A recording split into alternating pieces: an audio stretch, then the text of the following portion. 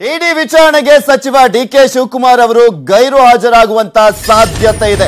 ಇಡಿ ವಿಚಾರಣೆಗೆ ಹಾಜರಾಗದಿರಲು ನಿರ್ಧಾರವನ್ನ ಕೈಗೊಂಡಿದ್ದಾರೆ ಅಂತ ಹೇಳಲಾಗ್ತಾ ಇದೆ. ಜಾರಿ ನಿರ್ದೇಶನಾಲಯಕ್ಕೆ ಡಿಕೆ ಶಿವಕುಮಾರ್ ಅವರು ಈ ಒಂದು ಮನವಿಯನ್ನ ಮಾಡಿಕೊಂಡಿದ್ದಾರಂತೆ.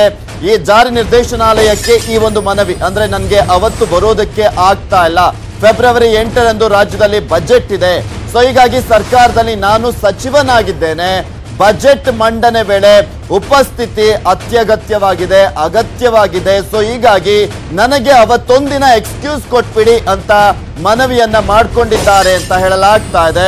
ಫೆಬ್ರವರಿ 8ರಂದು ವಿಚಾರಣೆಗೆ ಬರೋದಕ್ಕೆ ಆಗೋದಿಲ್ಲ. ಇಡಿಯಿಂದ ಕಾಲಾವಕಾಶವನ್ನ ಕೇಳಿದ್ದಾರೆ ಡಿಕೆ ಶಿವಕುಮಾರ್.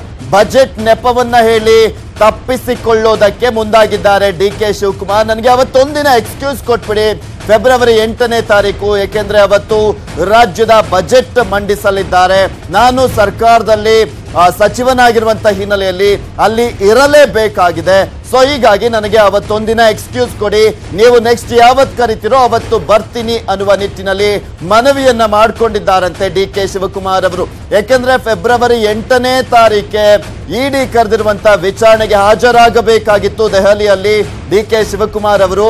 ಅವತ್ತೇ ರಾಜ್ಯದ ಬಜೆಟ್ ಅನ್ನ ಮಂಡಿಸಲಿದ್ದಾರೆ ಕುಮಾರಸ್ವಾಮಿ ಅವರು, ಸೊ ಹೀಗಾಗಿ ಈ ಒಂದು ಮನವಿಯನ್ನ ಮಾಡಿಕೊಂಡಿದ್ದಾರೆ.